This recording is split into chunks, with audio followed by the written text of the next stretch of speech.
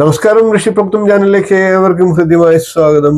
കൊല്ലവർഷം 1201 സമ്പൂർണ്ണ നക്ഷത്രഫലത്തെയാണ് അവതരിപ്പിച്ചു വരുന്നത്. ഇപ്പോൾ നമുക്ക് തിരുവാതിര നക്ഷത്രക്കാരുടെ കൊല്ലവർഷം 1201 സമ്പൂർണ്ണ പുതുവർഷ നക്ഷത്രഫലത്തിലേക്ക് കടക്കാം. അതിനു മുമ്പ് ആദ്യം നമുക്ക് തിരുവാതിര നക്ഷത്രക്കാരുടെ പൊതു സ്വഭാവത്തെ ഒന്ന് ഏകദേശം പറഞ്ഞു പോകാം.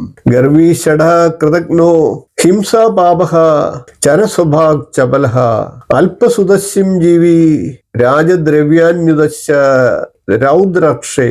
അതായത് തിരുവാതിര നക്ഷത്രത്തിൽ ജനിക്കുന്നവർ ഗർവിഷ്ഠരായിട്ടും ദുസ്വഭാവികളായിട്ടും ഉപകാരസ്മരണയില്ലാത്തവരായിട്ടും ഹിംസ്ര സ്വഭാവമുള്ളവരായിട്ടും പാപവും പരദ്രവ്യ അനുഭവവും ഉള്ളവരായിട്ടും ഭവിക്കും.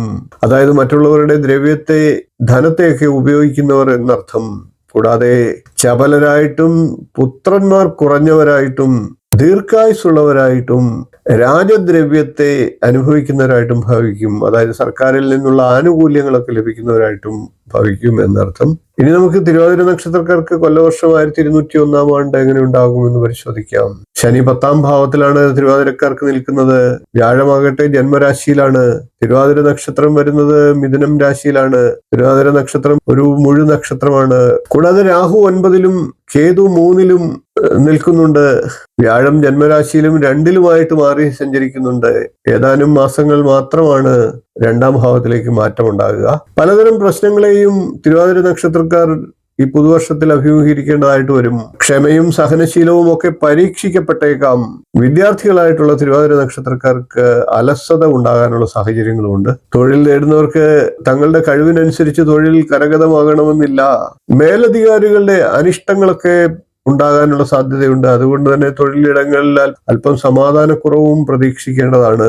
സാമ്പത്തികമായി അബദ്ധങ്ങളൊന്നും ഉണ്ടാകാതെ ശ്രദ്ധിക്കേണ്ട വർഷം കൂടിയാണ്. പ്രണയ ശൈഥില്യം, വിവാഹ തടസ്സം എന്നിവയൊക്കെ അനുഭവത്തിൽ വന്നേക്കാം. ബിസിനസ്സുകാരായിട്ടുള്ളവർ വലിയ മുതൽ മുടക്കുകളൊന്നും പരമാവധി ഈ വർഷത്തിൽ ചെയ്യാതിരിക്കുക. അതായത് റിസ്ക് എടുത്തുള്ള കാര്യങ്ങളിലൊന്നും ഏർപ്പെടാതിരിക്കുക എന്നർത്ഥം. നിലവിലുള്ള സ്ഥിതികളൊക്കെ അങ്ങനെ തന്നെ തുടരുവാനാണ് സാധ്യത. കടബാധ്യതകളൊക്കെ തീരാൻ വേണ്ടിയിട്ട് ആവശ്യങ്ങളൊക്കെ ഒന്ന് വെട്ടിച്ചുരുക്കി മുന്നോട്ട് പോകേണ്ട സാഹചര്യങ്ങളും വന്നേക്കാം. പ്രവാസികളായിട്ടുള്ളവർക്ക് വിചാരിക്കുന്നത് പോലെ സമ്പാദ്യങ്ങളൊക്കെ വളർത്താൻ സാഹചര്യം ഉണ്ടായി എന്ന് വരില്ല. എന്നാൽ ചിങ്ങം, വൃശ്ചികം, തുലാം, മീനം, മേടം എന്നീ മാസങ്ങളിൽ അഭിവൃദ്ധി ഉണ്ടാകുന്നതാണ്. വീഡിയോ ഇഷ്ടപ്പെട്ടുവെങ്കിൽ ഒന്ന് ലൈക്ക് ചെയ്യുക, ഷെയർ ചെയ്യുക, ചാനൽ ഒന്ന് സബ്സ്ക്രൈബ് ചെയ്യുക, നിങ്ങളുടെ അഭിപ്രായം കമന്റായിട്ട് അറിയിക്കുക. അടുത്ത ദിവസം നമുക്ക് പുണർന്ന നക്ഷത്രക്കാരുടെ സമ്പൂർണ്ണ പുതുവർഷ നക്ഷത്രഫലവുമായി കാണാം. നന്ദി, നമസ്കാരം, ശുഭദിനം.